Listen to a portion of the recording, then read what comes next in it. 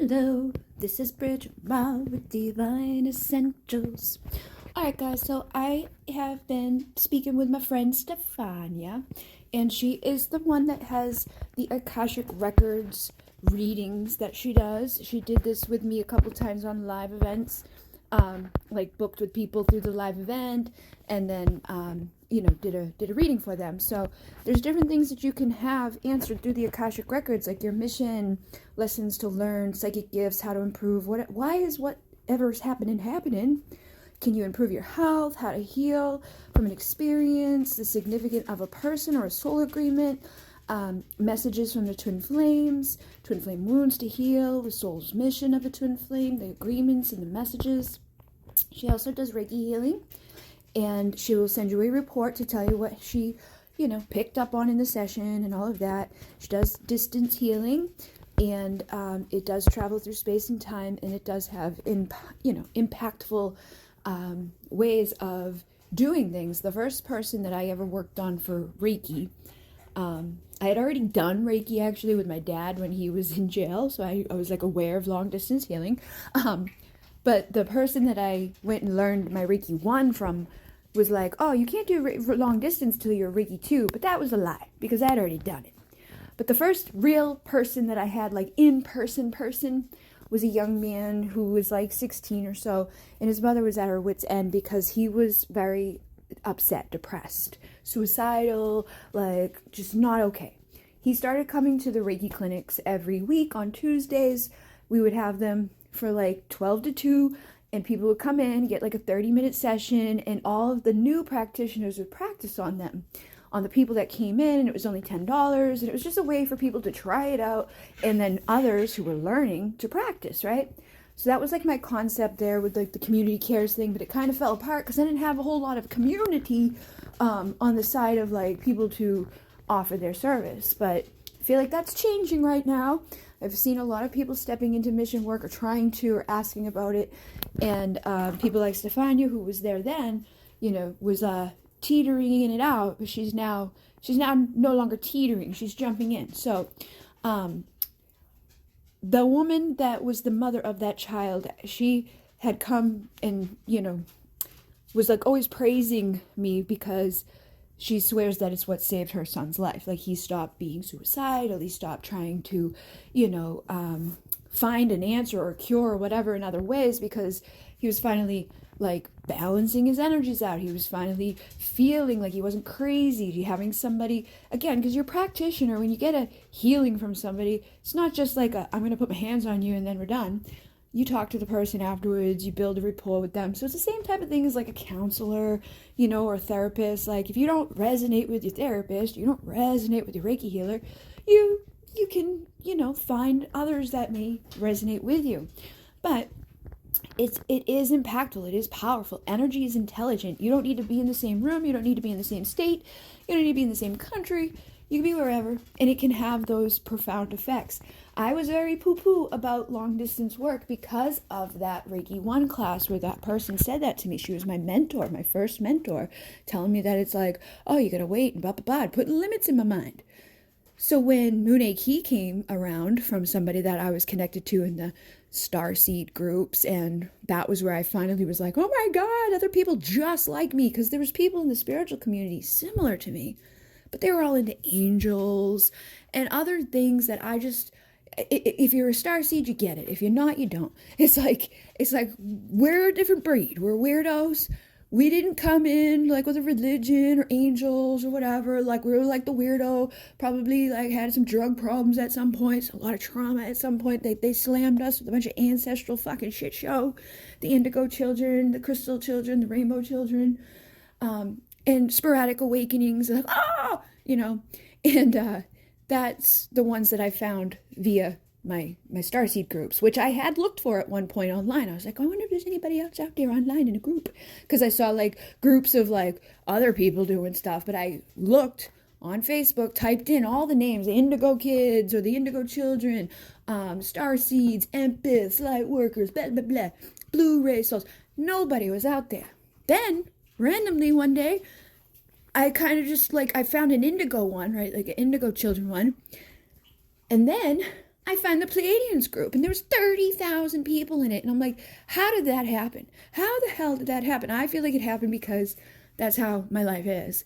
People think I'm crazy. I promise you I'm not, okay? I'm really not crazy. They control a majority of what happens, when it happens, and how it's going to happen. And I'm just like, okay. Like when I was born, can't control that, they did.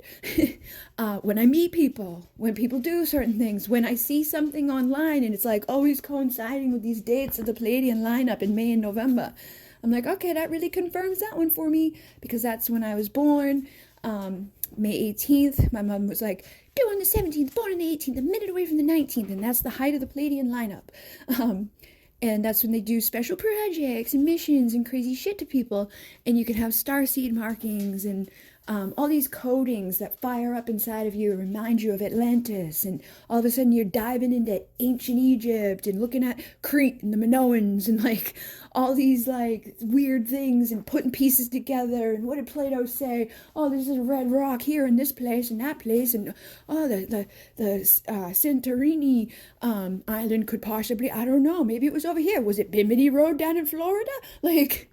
and then that brings you into what's his name, the guy that was a medium there back in the day. He was like one of the forerunners for us, and he did a lot of like automatic writing or trance channeling, and he would receive messages then that are now still being confirmed today. Like Madame Blavatsky, she kind of like, see, that's the thing too, like there's certain names like John Dee, right? John Dee is one of those names that I learned about during my crazy creepy awakening time where I was like, I'm just gonna sit here and learn everything about the world. But that name does not feel good to me. Something about it feels icky, like they're doing darkness. Madame Blavatsky she got a bad rap, okay? But people do that. Like, there's probably people out there, oh, Bridget Rau. Oh yeah, she's a freak show, She does weird shit. She does bad. Like my brother works with a person that is like Jehovah's Witness, right? He tells him all the time that I'm going to go to hell. And I'm like, really? For practicing love and light, trying to help the world heal? Yeah. Okay, whatever. Like, and if you go practice and read about Jesus at all, you'd realize, like, what the religions are teaching people is not good. It's like, oh, yeah, you can't do anything that your natural instincts are teaching you or pushing you to do. Because if you do, you're going to hell. And then, oh, wait, no, you're not going to go to hell because they forgive you for everything, but maybe not. So everybody runs around their whole life feeling like they're fucking bad, evil. Even if you don't go to church. I never stepped foot in church. I was never baptized, never Christianed. My mother was the last child of 8 kids, so she was never brought to any of that stuff. My grandparents were like, we give up, go away. And so she never did anything like that with me. My dad's mom was 15 when she had him, and then her husband or boyfriend or whatever, my dad's dad, just like disappeared. He never met him. Oh, he met him one time. He sent me some golden stamps, and then she married a man who died, and then she married his brother who died. So, there wasn't a whole lot of like time for religion and all of those things. So I was never taught anything, but I had an awareness of church because the St. Bridget's Church was in the area near where I grew up, and my mother would always say, "Your church." That's about the extent of what I knew about church or the teachings of church and Jesus. But I do remember going to like a wedding at one point and being like, this is creepy. It just doesn't feel right, But when I first did shamanic stuff, or when I first did Reiki stuff, even the angel stuff, like, and again, I don't necessarily believe that angels or star beings are different beings. Like Archangel Michael, how do you know that's not Commander Ashtar? It just depends on you. It depends on your frequency, your energy, and how you perceive reality. But anyways, all of this stuff is interchangeable. All of this stuff is helpful for you, no matter who you are, where you are, what you're dealing with. Like if you're stressed out, if you're tired, if you have questions about your purpose, your mission, why am I here? Is there more to life? Is there more to my soul? Like, what should I be working on? What's going to happen? Where am I going? I am switching over more into the level of where I began. Okay, when I began, kind of again, those spirits doing what they want to do, and I just follow along, not knowing until I know. But I do know, but I don't know that I know. So when I was living with somebody, I met them, I had a good job, I was working, had a car, all that stuff, and they were like, boop, I'm going to sleep with your coworker and you're going to quit because you're embarrassed. And then you're trapped because now it's going to be a fight every time you want to go have a job, because if you go to apply to a restaurant, oh, God forbid you do that, because that's where everybody does drugs. You're going to definitely cheat on me, and basically projecting onto me the things that they were doing. So I just was like, okay, I accept that I can't work, that you're not going to pay the bills, my credit's going to be destroyed. Sold my car to a state cop friend of yours. And when I was like, hey, I have the title, they were like, who do you think they're going to believe? You or them? And I, it was like, it was never even a reason to battle, because at that point it was like 3 years of the car being fixed somewhere that it was like, is that car ever coming back, man? Because again, control, keeping you locked in, doesn't want you to have access to the outside world, would literally fight with me when I went to the grocery store, would fight with me when I was with my mom, like accusing me of doing something wrong, taking pictures of myself in a place with a clock and like dates and times and people, because you're manipulated, you're under the control of somebody, and it slowly tears away at your life. But eventually I had a spiritual awakening, because when you hit rock bottom and you're like so miserable and locked in a fucking cave, sometimes I think you just, okay, I gotta find another meaning or purpose.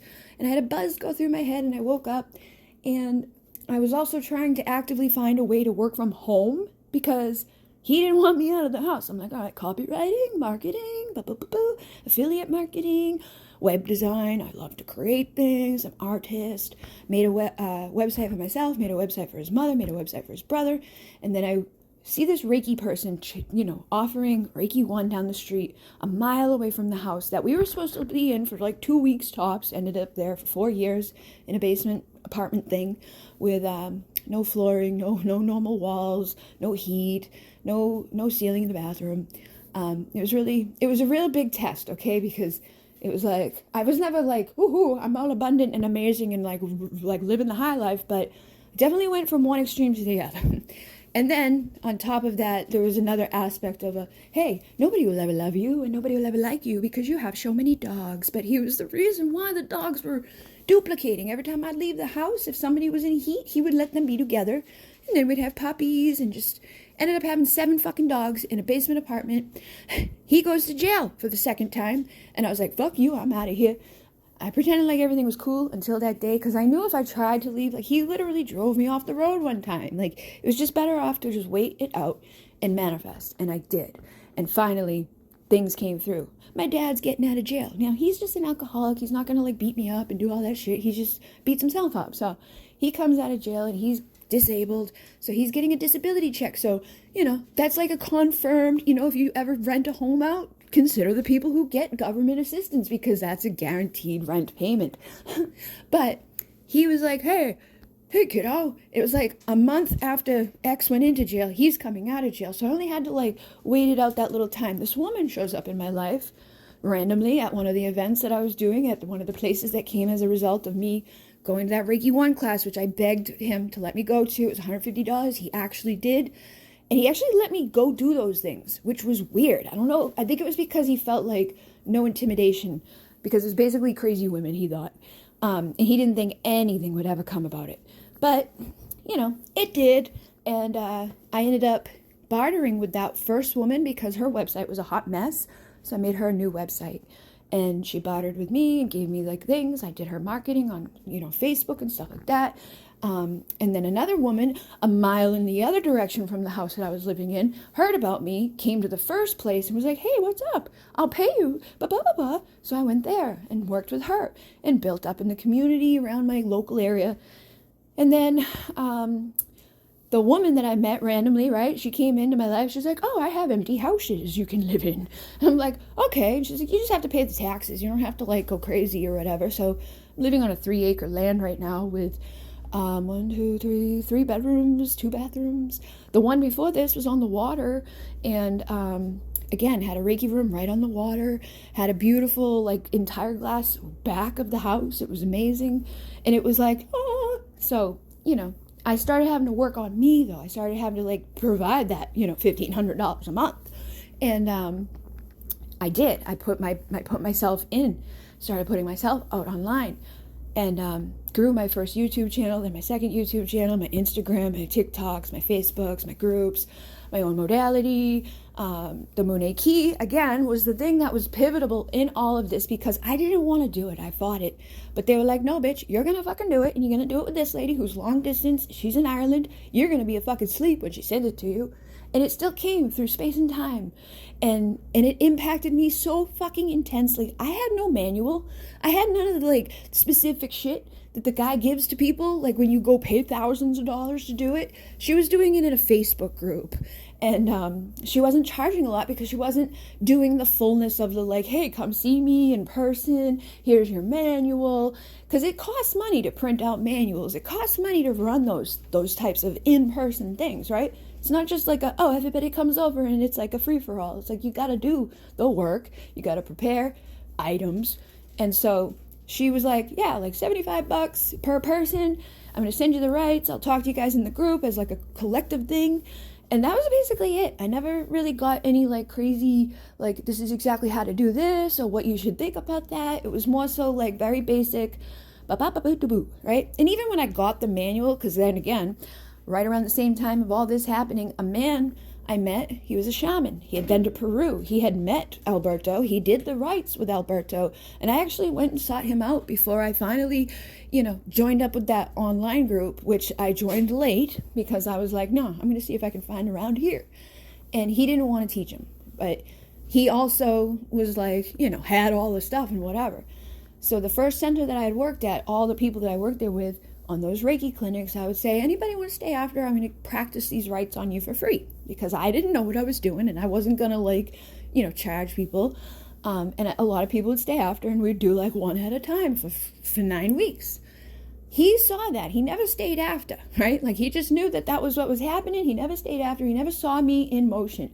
I printed out a prayer that I found online. It was a 4 directions prayer, which made sense to me because the third rite, you connected the 4 levels of the energies of the archetypes, like the basic ones for the 4 directions. So it's like the serpent is in the south, the jaguar's in the west, the hummingbird is in the north, and the prayer had that within it.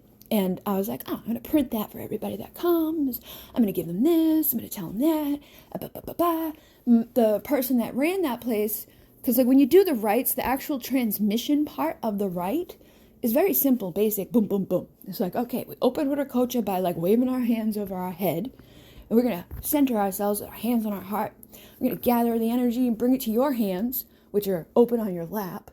We're going to do that 3 times, forehead to forehead, close that little wetter kocha thing and you're done.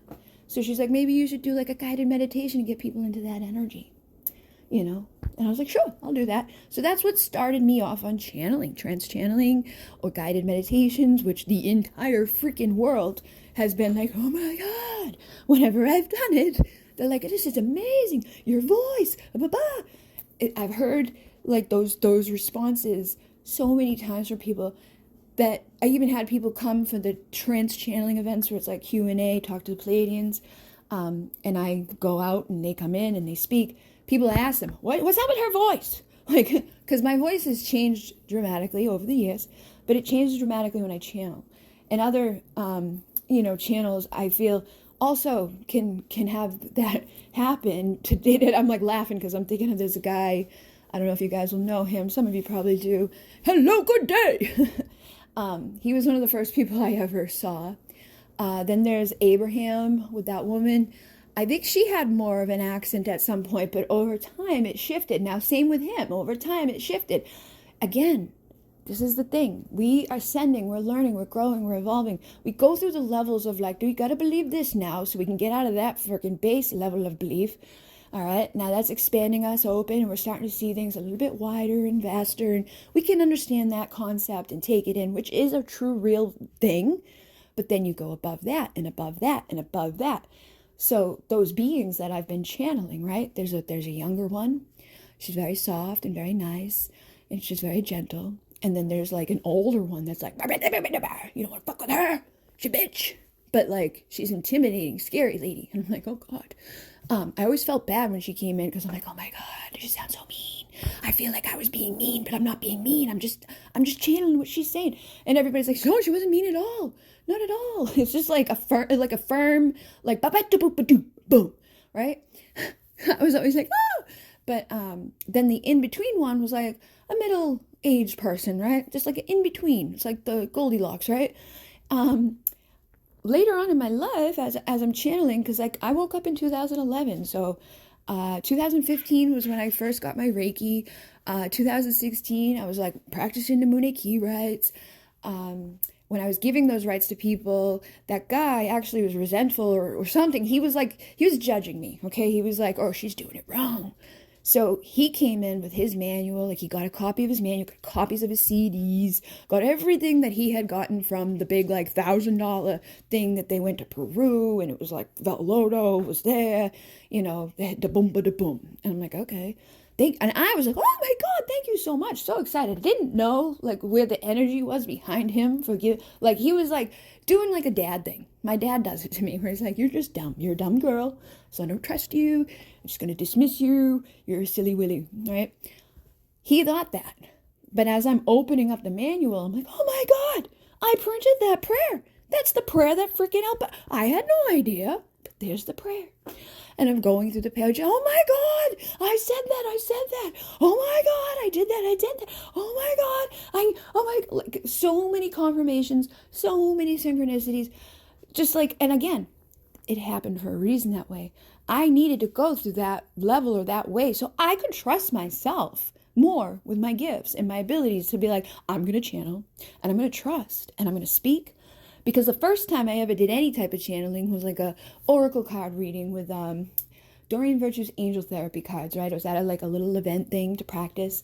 And a little girl, like a little woman, little old lady sits in front of me, okay? She's an older lady, and she's like, boo, am I ever going to meet anybody again?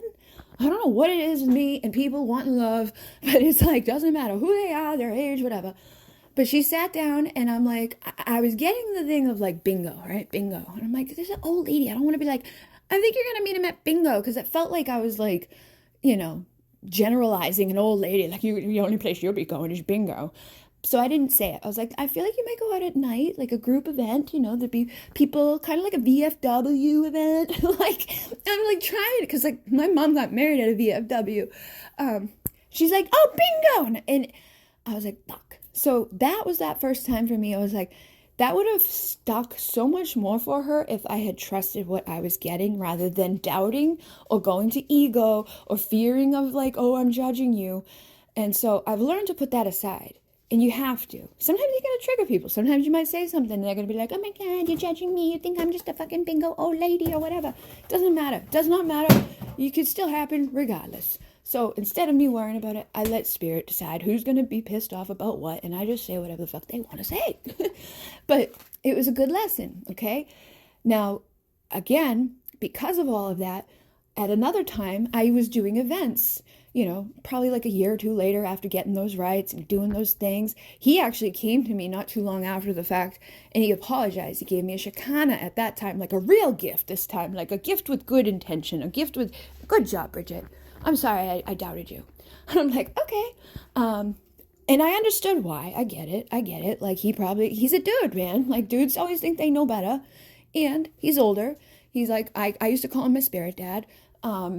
And he's been to Peru. He's been with the shamans. He's done the work. He's, been around the block. When like a young woman is popping in and she just sporadically woke up, it's like, what the hell are you doing? I feel like you're not doing it right. But little, did he know I was doing it right? And he was confirming that for me, which again, it's all meant to be. But at the other place that I went to, I'm working there at, I do events like once or twice a week. And I would just kind of like call the next one out by the end of whatever one I was doing. Like, oh, we're doing the dolphins, the Syrian dolphin, boo-boo-ba-doo. I'd play the gongs and the bows, boo-boo-boo, guide people for like 2 hours long, come back. And by the end of that, time of those people going around the circle talking about their experiences and confirmations and again, getting that like boost of, oh my God, when you said that, I was already seeing it. And blah, blah, blah, blah. Like huge confirmations that like, okay, because I don't see with my mind's eye. I just know. I know what they're showing me. I know what to say. I take people on these beautiful guided journeys that I see nothing of. I just know what's there. So I went there and it was like, okay, next time we're going to do the 7 Sister 7 chakra meditation, right? And I was going to get the energy of each one of the stars of the Pleiades, because that's where I'm from. That's who woke me up. That's a Pleiadian lineup. That's a fucking weird shit. Those are the 3 people that I channel, which is actually my inner versions of myself, my I am presences. But we all have that, which I've learned through shamanic studies, that all of us have that. We have our inner child, we have our older, maiden person. And then we have the crone people, right? Whether you're a man or woman, it's going to depend on how that shows up specifically, but we all have it. So when I'm channeling that, it's a higher version of myself, or it's a version of myself that's not existing here in this consciousness with us. You could say it's my future self. And that's why when the Pleiadians channel, you hear them say, you could say that we're a version of you from the future, okay? Does that ding sink in now? It's you. It's you. It's always you. But anyways, I was like, yeah, we'll do that. I'm going to do Alcyon to the crown. I'm going to do Taygeta to this place. I'm going to do Meropa, Storopa, all the sisters, all 7 for the 7 chakras. It just seemed perfect, okay? Wrote down my list, go get in the shower, because that night I'm going there. And in the shower, I had that feeling, that knowing, it's a right. It's a right. I'm like, what the fuck? I'm like, what? So I got out of the shower and I Google like Pleiadian, and this is what I used to do back in 2011 when I was awakening and like confirming and trying to disprove myself, like I must be schizophrenic, I must be crazy, I must have like this, that, and the other thing. It wasn't any of that. It was I was having a spiritual awakening. But I didn't want to believe that. I didn't want to believe I was from Pleiades. I don't want to believe I was a starseed, especially 2011, man. No, but we didn't even hit 2012 like apocalypse time yet, where people are like, wait, what? Mayans? Huh? Like, I was the oddball. Nobody was talking about it. It was very hard to come by, but every time I would pop something into Google, something would come back. So that night, when I was getting ready to go to that event for that meditation, I popped that into Google. 7 Sister, 7 Star, blah, blah, blah, blah. Kotacuna Carpe pops up, and it's from Peru. It's from the shamans, the Cuero shamans, which are the same, who brought us the Mune Key rites, or the same. Alberto went to Peru. He traveled around to different places. Like he went to the lowlands, the highlands, the Amazon, the Boopadoos, like he went all around. So he collected the 9 rites, but they're not just like, hey, when you go to Peru, like there's somebody out there like, hey, yeah, come get all 9 of these here. It's like, you got to go to the highland, the lowland, the over there land, and over there land, to the mountain, to the low, and that's what he did. So he brought them back and he gave us the Mune Key rites. His wife actually brought us, I don't know why she called it this. It just causes so much confusion. But she brought us the 13th rite. It's the womb rite. It's the divine feminine one. But people are like, what? I missed 10, 11, 12. No, you didn't. She just called it 13 because there's 13 cycles in the divine feminine for the year. We have 13 menses. We have 13, moons. And that was her way of bringing and honoring in that energy. But it does, add some fucking confusion to it. Already very long, confusing thing with the Mune Key, because every rite is different. Nobody really understands. Like, it's not like, hey, can you give me a rundown of the Mune Key? I'm like, do you have 20 minutes, man? Like, so anyways, I find the Kotacuna Carpe, and it's a rite. And what it is they're connecting to those stars and they're bringing them to the chakras, but they're creating ley lines, energetic ley lines from the star to you to create a beacon of light on your body. Like you're creating sacred temples, sakbes on your body from the boop-a-doop-a-doop-a-doop, okay? And each one has its own blessing. It has its own thing, like to move forward, to be like a pure blessing of love, to be like speaking in your truth. And it pretty much aligns with the chakra energies too. It makes sense for that. There's a Kotacuna Carpe healing thing, but then there's a Kotacuna Carpe right thing, okay? Again, back in the day, people didn't go do what I do. Like, okay, come see me, 20 people, let's do the boom, boom, boom, boom, boom. In like a big event like that, it would be like a shaman in seclusion, hiding away somewhere, locked away, doing whatever. And he would be like, hey, I'm going to fast. I'm going to be alone. I'm going to be like, kind of like, just like, leave me alone. And that's when I'm going to receive these energetic rites from spirit. It's like the same with Usui Reiki. The dude that brought us Usui Reiki, he was fasting in a cave somewhere. He was like out there for days on end by himself. And that's when he got the sacred symbols for the Usui Reiki symbols. Then he gave it to Dr. Takata, a woman, but back then they were gatekeeping and they weren't writing it down. They weren't showing directions. There was like a secret freaking society of Reiki healers. And because of that, it got really like watered down over the years because nobody could fucking remember what the symbol, like one of the symbols has like 20 different motions in it that is like, I've seen like 10 different versions of it out there right now. So, it's not, none of them are correct, like per se. We don't know which one's correct, so you're going to write them all. But what it is, as you get again further along, you realize, hey, that doesn't matter. It's the energy, it's the frequency, it's the intention. If your intention is to bring the Hansho Sheisho Shen, then you're going to bring it. If your intention is the Shokure, you're going to bring it. Shokure brings you power. But back then, that's what would happen. You'd be like in seclusion, hide away. Somebody from like the spirit realm would come and be like, here is the right. Or they would give you the information intuitively and you'd share it with your other people. It was usually like a shaman would like mentor one person or two people, over extended time, like rigorous work. But as we are getting closer and closer to, the doom of this entire planet, the shamans and everybody like across the world, the Tibet, the monks, everybody's like, hey, we need to speed up the process of awakening here because there's way too many people asleep. There's way too many fucking shit things going on out there. The ones that have been in power and keeping the planet like enslaved in a system of just, holy God, so fucking laid. They've been doing that for a long time, but they've been doing it silently for a long time, but it's hidden in plain sight. Like it's everywhere. When you look at the dollar bill, when you look at freaking anything, anywhere really, any movie, any TV show, anything that they do in Hollywood in itself, the name Hollywood is a magic wand. They're doing demonic shit like right in front of everybody.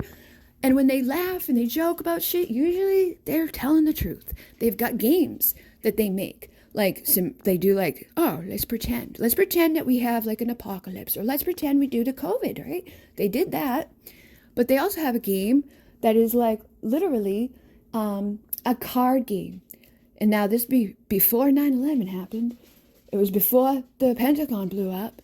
And it was before the cryptocurrencies. And it was before the next one that's coming, which is a false alien invasion. They're going to make people think that the aliens are here invading so that people freak the fuck out and then they can have martial lockdowns and, we're protecting you. No, you're not. You're liars.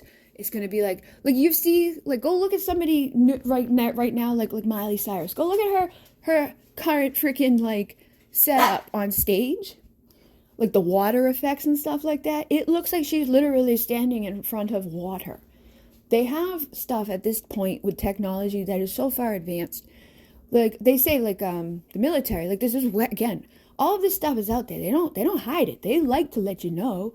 The FBI, the CSI, like all those places, they have documents released to the public all the time, but nobody fucking believes it. Nobody reads it. Everybody, it's just a fucking conspiracy.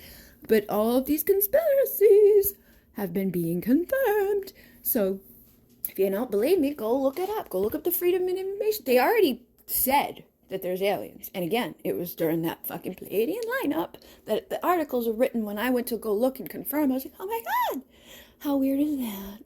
But this is what they do, like and again, that's what they do.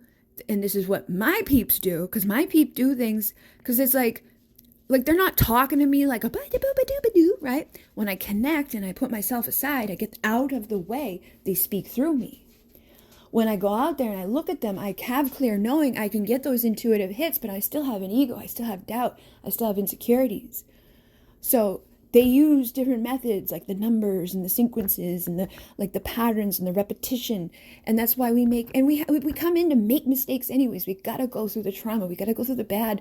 We got to go through the shit show so we can help other people living in the shit show get through their shit show. And some of us go through it really quickly, and some of us have like boom, boom, bang, boom, boom. Like earlier today, I was like, hey, yeah, so like the first time was boo-ba-doo-ba-doo, the second time was this boo-ba-doo-ba-doo, and then ba-doo-ba-doo-ba-doo-ba-doo, and then finally at 14 this happened, and the person was like, that's so much trauma. And I just laughed, because when I looked at the thing, it was like, I think it was like 111, and the battery on the thing was 69, and I was like, because that's how I like look at a lot of, like, I've been sexually abused my pretty much, like, you know, since age 5. A girl did it to me. She was the same age as me, so I, like, in my book, I'm whatever, like, that's the least thing that's happened. Okay, then I had cousins that were brothers and sisters. They didn't touch me, but they were touching each other at like 7. 11, girl was kind of weird, stalking me. My mother had to go talk to her mother, get her to go away. 12, slept over at girl's house. She got, like, physically upset and mad. I had to, like, fight her off of me because she wanted to, again, sexually assault me, and I wasn't really wanting to do that. She was not happy about it, and I had to wait till the next day for my mom to come get me.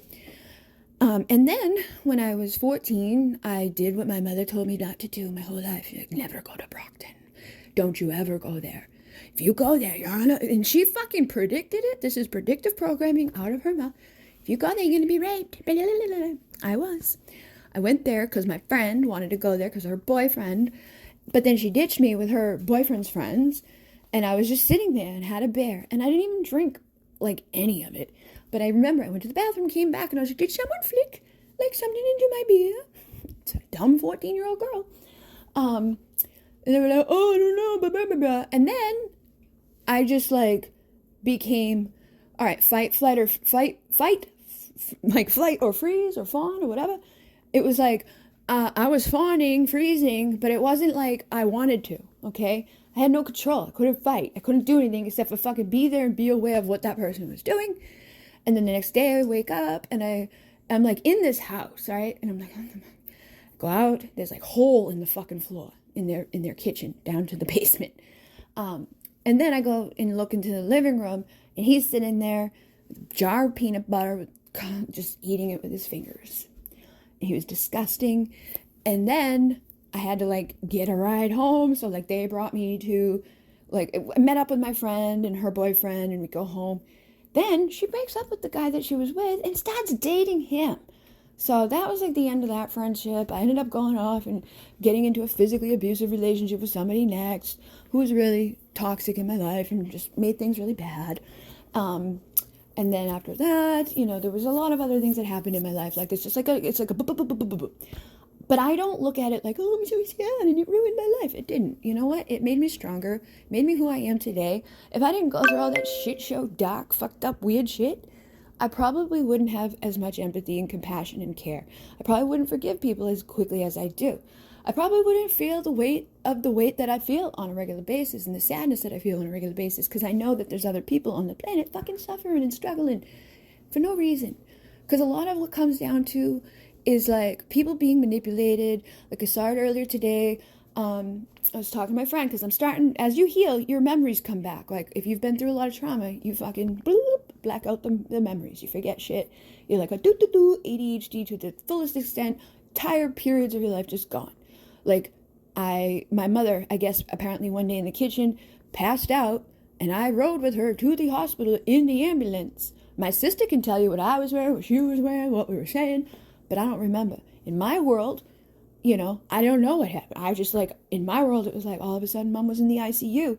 And for the rest of her life here, that's pretty much what it was. It was like if I wasn't visiting at her house while she was sick in bed, I was visiting at a hospital while she was in a coma, or I was visiting at a place where they're teaching her how to walk and go home so that she can repeat the process. Which, again, ties into all of this because of Monsanto and the Agent Orange shit, the freaking CBDs. If you ever saw Erin Brockovich, like that type of shit, okay? Her entire street, everybody there, cancer, sick, and they weren't like, you know, contaminated from whatever. It was like in their yard. It was in their garden. It was in their cows and their chickens. And then all of that suffering and struggling and pain and like 99% chance you're going to die in 2001. That's what they told us. But then she got like in some freaking fancy little, hey, try this out. It was like one of the first times they were doing stem cell transplant. She got in on that, like, because a nurse really liked her and wanted to, like, she felt bad because she also had children the same age as my little sisters. I was 10 when I started having siblings. My dad produced 2. My mom produced 2. My dad got married to my stepmom. My mom got married to my stepdad. And I basically bounced back and forth as like a babysitter. And then eventually I left my home, moved out. The boyfriend, that was like a shit show. And got into drugs and all of that. But yeah, it's like, it's been a fucking crazy world for me.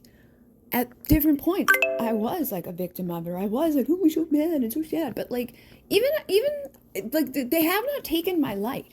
They've tried. A lot of people have tried. And again, as I'm remembering things, as I heal this stuff, it's just a result of doing these things over time, doing the inner work, reflecting on it, thinking about it, putting the fucking pieces together that you didn't put together. Like, something always stood out to me as a kid, that like every night I would go and I would like measure how open my bedroom door was. And like, I had a sinking feeling or knowing even then of why I was doing that. And as I grew and aged, I still had a sinking feeling around it, but I don't have like a conscious boo, like full on, I know exactly what happened type of thing. And then again, later as I grew, things got weirder, because as I grew up, my mom would be like she'd get jealous if like, you know, things that were happening as I grew up were happening as I was aging. And I didn't know that, like, you know, she was feeling that way, because I didn't know that anything was happening that was like out of the fucking whatever. But like play fighting. I was like one day outside in the driveway, the person that lived there was like, oh, I can't play fight with you. Your mother gets mad. And I was like, oh, okay, that's weird. And then I had to move back in at one point for a short time. I got drunk, passed out in my room, and my mom left to go get my sister, set a trap, because apparently I was passed out drunk, naked, in my room. She told him not to go up there, don't look in there, but doop, boop, boop, doop, boop, set a trap, baby powder and shit. Found out that he did. I never found out about it, though. I had no clue until years later when my sister was like, oh yeah, she came and got me. Now, mind you, my sister, I was probably 22, 23. My sister was like 13, 12. Like, she went and picked my sister up from her birthday party friend bash to come home, and it was like all a ploy just to go out to see if she would catch him doing what he did. Which tells me that she knew what he might have been doing all along.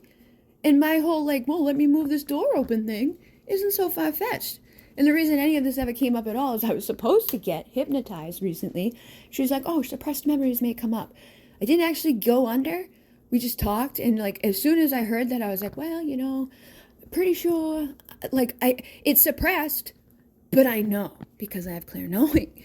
And the more that I heal and the more I put the pieces together and the more I realize shit, I'm like, oh my God.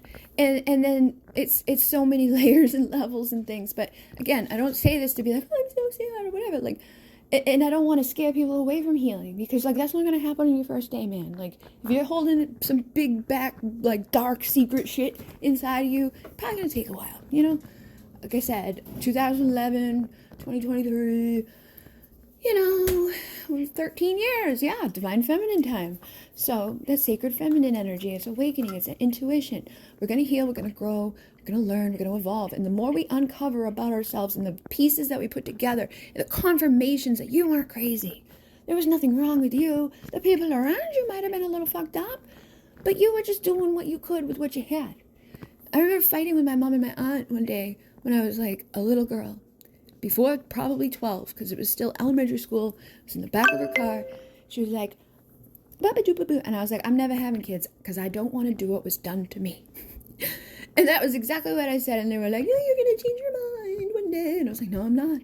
And I never did. I'm almost 40 now, and I really don't have any plans of it. And I had a kind of like aha thing today. Like, you know, I've known this part where it's like I was a parent to my parents. Like my Nana informed me that a long time ago. She was like, you've been a parent for your parents. Like, oh, thanks. Okay, cool. Glad other people can see it, and I'm not the asshole, like, for thinking, like, this doesn't feel right, but it's just what it is. It's like some of us come in with that role, okay, as, like, a mother or a nurturer, a lover of others. But, like, if I had my own kids, I'd be a shit show around my kids. Like, I would be so consumed with keeping them safe and protecting them and loving them that I wouldn't be able to help others. I wouldn't be able to be the nurturer, the big sister. A lot of my people out there that follow me on YouTube or came around for the readings to do with love, and like they always say like I have that thing in me. It's like I'm their big sister, or I'm their mom energy, or whatever. It's like the older person that you know is right. You may not like what they're saying, but you know it's like something that they're saying is hitting and resonating, you know. And Some people can handle it and understand it and not get mad at me about it. Other people get mad at me, and then sometimes they come back around when they get unmad at me again because they realize I was right. Or they, get over the trigger. And I understand that even in that. I don't get mad at them. I don't get mad when I deliver a message and I know they probably don't want to hear. Because, nobody wants to hear reality sometimes, and it sucks. But, I've had people get mad at me because of delivering reality instead of blowing smoke up their ass and lying to them. And it's kind of hard sometimes. The Three of Swords, the Tower, the Death card, third party, let me see what over here, die. It's just bad, bad, bad, bad, bad. Five of Swords, people stabbing you in the back. You need to run away from the situation. This is never going to be good. Literally have a card that I made specifically says never on it. All over it. Never, never, never, never, never, never. Are they going to come back? Never, never, never, never, never. I'm never say never. Just spin it for you. And again, that depends too on who you're dealing with, where they're at, what they're ready for. If they can handle, the never. No, they're never coming back, man. And even if they do come back, they're never going to change. So they're never going to stay. They're never going to do what you would like them to do because they have free will. And part of their purpose or part of their story or part of your story is having that experience with that person where maybe they do come back around, but they never change, or they never stay, or they never do what you want them to do because you cannot manipulate other people. You cannot make people do things. And being in that energy of wanting them to do something usually deters them from doing it. It's usually the opposite effect of what you want. Have you ever noticed when you don't really feel somebody, you're I don't really care about that person. I had a good time with them, whatever, but I'm not obsessive level with them. They're the ones that keep on coming near you. And the one that you're oh my God, oh my God, oh my God, oh my God, I'm obsessed. They're I don't want to leave this. And you feel that same way to people who do it to you. I know people have experienced this. There's some people that like you too much, and there's some people that don't like you enough. But it's usually the exact same thing happening. It's just whoever you are being within the mix of it. But if you can take yourself up and out of your perception of, they don't like me and I'm in love with them, to, oh my God, I'm doing that fucking thing that weirdo guy did to me, sending me unsolicited dick pics and shit like that, right? You don't want to do that to people because it's a turn off. Especially for guys. Guys are I would like to have a little bit of a chase or a little bit of, let me pursue you, let me do things like that, right? And then that can get great for people because if you got somebody that shows up in your life and you get to a place and it's oh, we've slept together, then they disappeared, and then you let them come back into your life, and maybe you don't wait so long for certain stuff or whatever. Your boundaries are different with different people because you've already crossed them at some point with them. Women and men are very different. A woman has totally different chemicals released inside of her when she's with a man. And a man is do-do-do-do. And they always get how does she know, right? Women, when you sleep with a man and he puts his stuff up in you, or even whatever, that connection, that spiritual connection, or that fucking, you're in each other, man. You just delivered your energy into her body. So now when you go fucking creeping and peeping and sneaking and doing shady ass shit, she's going to be on it. She's going to know. Something inside of her is going to fucking drive her crazy until she says something to you. And you can be oh my God, she read my mind. Or she's stalking me, or she knows. And it's no. You left your fucking DNA in her. Of course she knows. Or you ignited all the fucking chemicals in her to make her a super fucking human, intuitive, connecting bitch when it comes to you. So if you don't want bitches to know what you're up to, stop sticking your dick in them. Until you're sure of where you want to keep the dick. Because she's going to know where you put it once you've put it in her. 10 years, they say it can take to clear that. If you're not conscious of it, you just cut the fucking cord yourself. And it also depends on the people. Some of us are psychics. Some of us have clear knowing. Some of us have knowing that we don't know that we know until we know later. And we're oh my God, I fucking knew it, but I didn't know it at the time. I'll listen to a reading that I put out a year before. And I'm motherfucker, because I get the confirmation since that year goes by, and I'm oh my God, imagine that. All the stuff that I was saying in that reading a year ago, they were doing a year ago. So I'm and it makes me laugh, because I'm haha, You're probably all fucking freaked out. Like, how does she know? I don't fucking know. But now I do, you know? And that's just what happens too. So again, when you heal and you grow and you learn and you ascend and you let things go and you don't become about it, you can have sadness. Of course, if someone comes in and fucks with your heart, breaks you down again and messes with you, it's gonna be hard, right? Nobody's like impervious to emotion. We all have shit. But some of us are like expert level at being daggered, being cheated on, being abused, being raped, being hurt, being lied to, being fucking abandoned, being like your own fucking shit show too. Because when that stuff happens to you, and you're like, I remember looking up because I was like, am I schizophrenic? Am I bipolar? What the hell's wrong with me? After the buzz went through my head and I just knew stuff, I was like, I must be fucking crazy. But I also looked up narcissist because I had heard the word, but I didn't know what it was. I wasn't long into it. It was like, if you are researching this, like if you've put that question into Google, you're not. Because a narcissist will never question what's wrong with them. They will never even have it cross their mind. It's always you or it's always somebody else. Again, if you are being manipulated within a situation, because a lot of times narcissists will triangulate everybody in someone's life around them to hate that person. They take everybody out. You know, it's like they do a campaign. And there's different levels. There's covert, there's, you know, the fucking obvious ones, like in Hollywood. Covert ones, it's like you just have this person show up and they just like get weirder and weirder and weirder over time. And you're like, are you my friend or what is happening here? And then eventually you realize exactly what it is, but there's levels and layers. And what they do is they love bomb. You know, they come in, I love you so much, you're amazing, you're the perfect, so the covert ones, a lot of times will try to become like a person that they see other people like, right? Like, everybody likes you when you do that, when you wear that. Like, Amber Heard, perfect example. She made fun of Johnny Depp for wearing all these rings and the clothes he wore. But when they were in fucking court, man, she's going to court trying to say, he's a bad guy, he would wear his suit. The next day, she would go like out the night before to get the exact same, as close as possible to what he had wore the day before, to wear it the next day to court. What the fuck? Like, that's fuck yeah. That's like sociopath level. What are you doing? Why are you doing that? And you're on TV doing it. But it was because what it is they think like, oh, everybody loves Johnny. Everybody's cheering for Johnny. Nobody's cheering for me. So if I become like Johnny, maybe they'll like me. You know? And it's like they hate you because people like you, but they want to have the people like them. So, you know, it's a fucking weird thing. It took me so fucking long. It was actually that Johnny Depp thing that let me know what somebody was doing. I was like, oh. My mother was a narcissist, but she was one of the ones that was like, it was like, oh, you went through a lot of shit. People abused you. You were sick your whole life. So there's ones that's like, I just don't know better, right? Like, it's like there's the narcissist. They don't know any better. They just are, okay? Usually with, and then my sister, like, there's, what do you call it? Borderline personality disorder. Now, the name of that alone, people freak out. Oh my God, it must be like multiple personalities. You're just a fucking nut show, right? No, what it is like, those are the people that had, you know, abuse of narcissists their whole fucking life, and it fucked them up. And so now they're afraid of people. They're overly scared of trauma.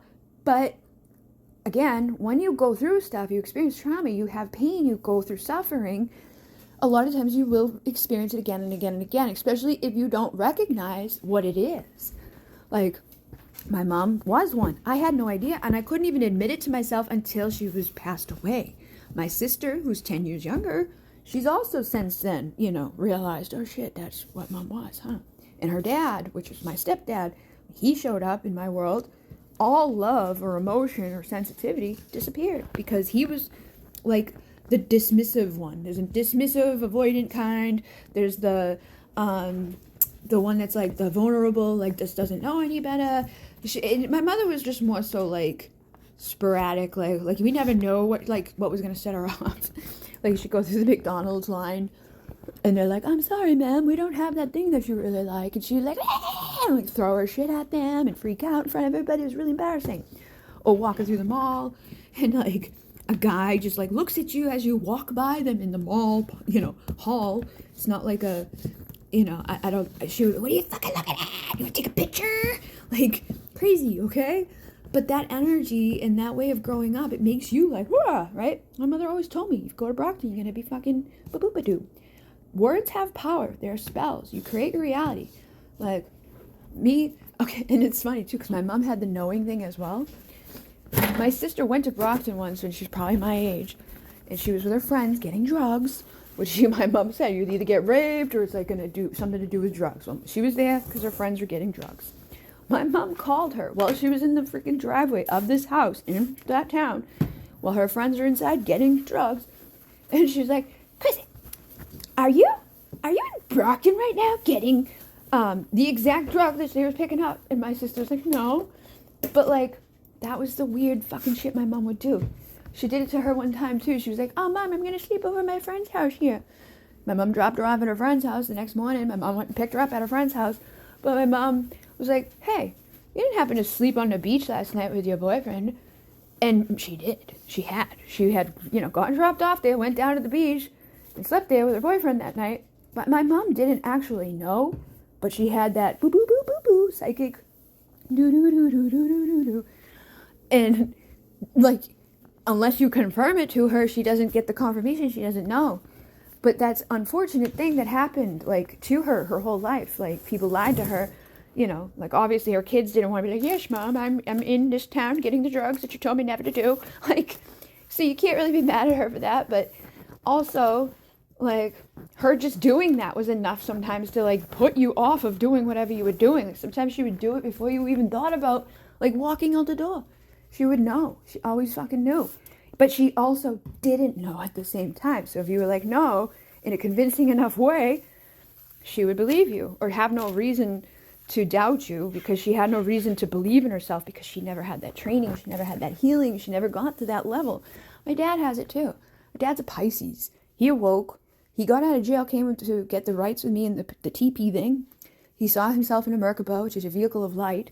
And that is like a thing. It's like once that's activated, you're activated. And he's been doing the deep dive into all the same topics, all the same people, looking into aliens, looking into government stuff, conspiracy stuff, traumatologist, Dr. something Greer. That guy, right? He's a man. He's an older man. He's a doctor. So my dad respects him, thinks he's the best dude ever. But I'm like, Dad, he says all the same fucking shit I say. Because, like, I've gone to listen to this guy since my dad's like, boop, boop, boop, about him. And I'm like, I fucking said this exact same, but he doesn't hear me because of my frequency, my energy. And, it is frustrating. It does hurt my feelings. It does make me upset sometimes because I'm like, ah. And then he's a very sensitive part. Like, sometimes I know when he's upset and what I did that made him upset. And I'm like, fuck it. He doesn't seem to be bothered when I'm upset, so I'm not gonna, And that's ego. That's the unhealed parts of ourselves.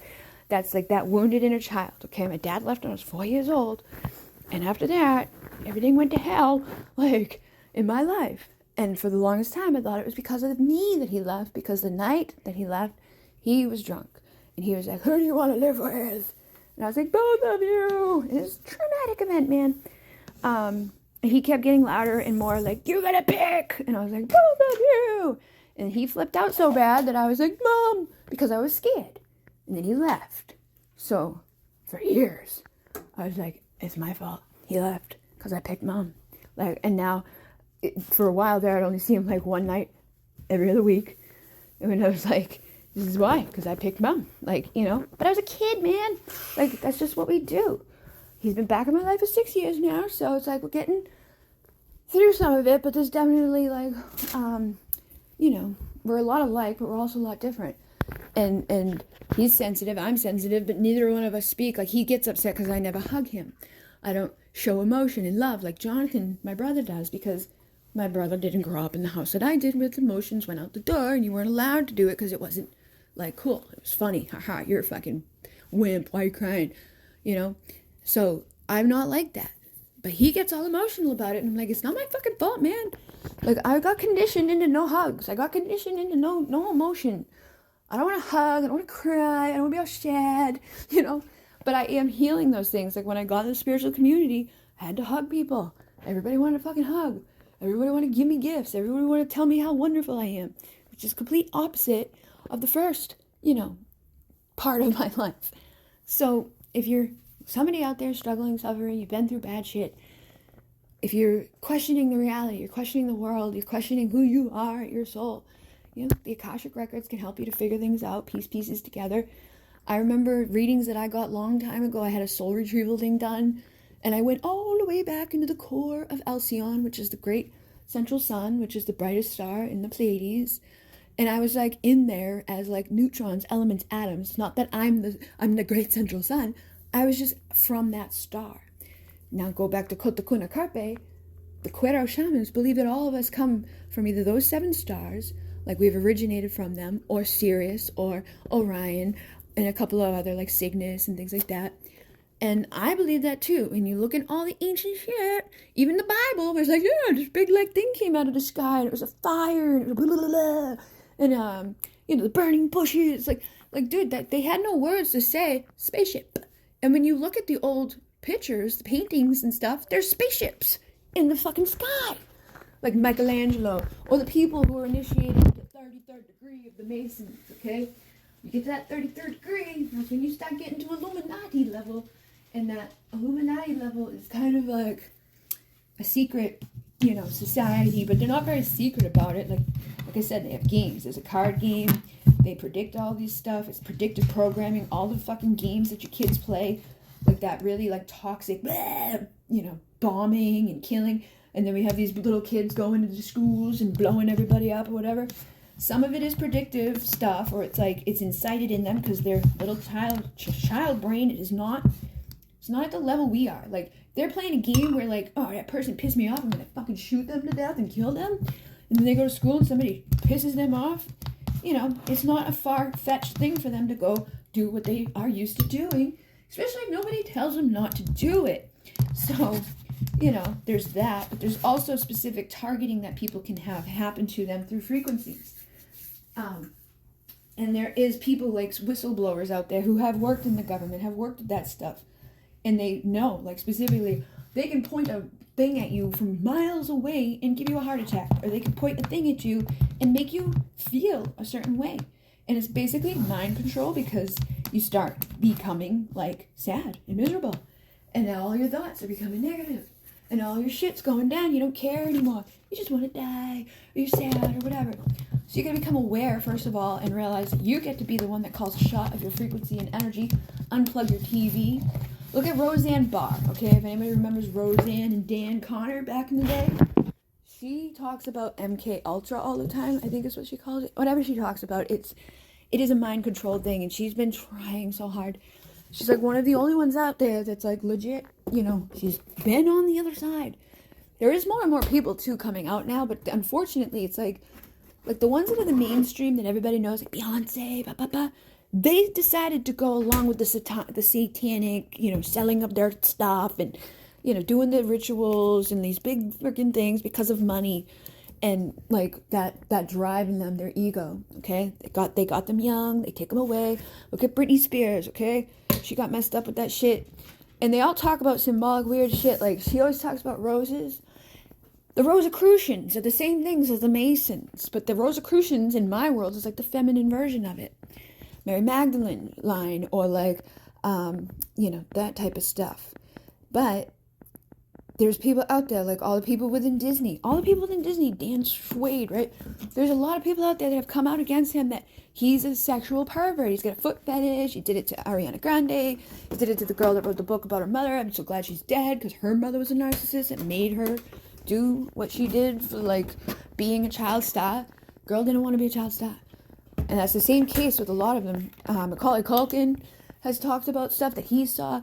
And then there's the rappers that go to become rappers. And they have that time where they get to choose. You're going to do the initiation. Sometimes they have them dress up like a girl.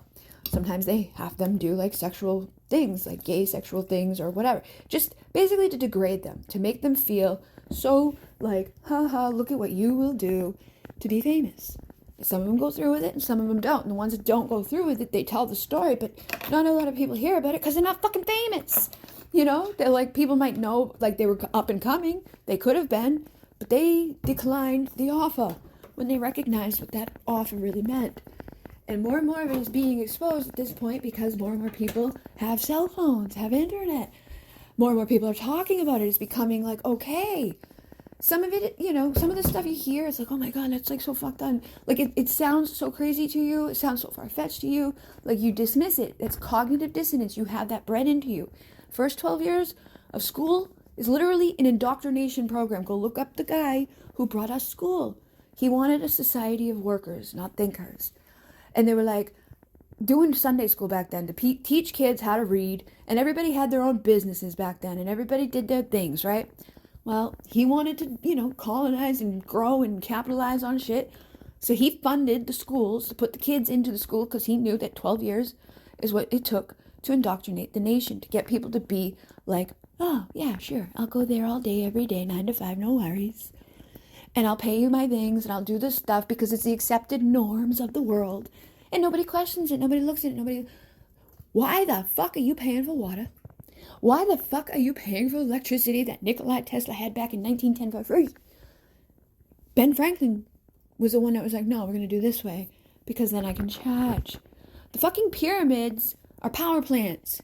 Go look at the things on the wall and tell me what those big light bulb things are. Oh yeah, that's nothing, right? Those are like power plants. And the fact that they're all over the world in specific spots all over the world with the ley lines connects to that. They took the freaking caps off of them. They no longer have the outer thing of them. There's all limestone on them and gold caps on them. I don't think the one in the South America had that because they had like a flat top. But it doesn't matter. But like, again, we had a global fucking civilization at one point here. Obviously. Even like jade, okay? The element jade. Like, people all over the world at the same time span that shouldn't have been connecting if we were, like, believing that they thought that, like, if I sail too far, I'm going to fall off. Or if, like, you know, I go over there, I might die. Or I don't have, like, a quick way to get there. There was giants in the earth in those days. It was much easier to make those big motherfucking places. There's a lot of them under the water right now because we had the flood. And that flood is basically, you know, that thing that's getting ready to happen again. It happens every, I think, 12,000, but yeah. And, you know, it's going to repeat. But we did have a global civilization. People all over the world used things, had the same teachings going on at the same times, like with the carbon dating and da-ba-ba-da-ba-ba-da-ba. A lot of things get suppressed. A lot of things go into the Smithsonian to be hidden away, like the giants' skulls and shit like that. But yeah. Look into it. It's out there. It's free information. Sometimes you just need to find the right person that's not going to scream it at you. Sometimes you need to do a little digging to find your answers. But if you need help, you know, Stefania can help you with the Akashic records. I have other people that I'm going to be offering their work on my website too. I was trying to create the thing on the website today for her. But the first one I got from her was wrong because it was like from months ago and somehow I missed it then, tried it today. But I'll put Abby's up next and her offer will be on the same page on my website or the same tab on the website. It's like, oh, you want to shop services. Okay, this one's the Akashic record one. This is like where you get the Moon key. Blah, blah, blah, blah. These are other things. I also have my stuff on Etsy, where there's a sale happening right now. The directory will take you to all of my things. So Etsy shop, Divine Essentials, Bridget Rau, Mooniki Reds, monthly. I gotta change something with that too. Right? So, namaste.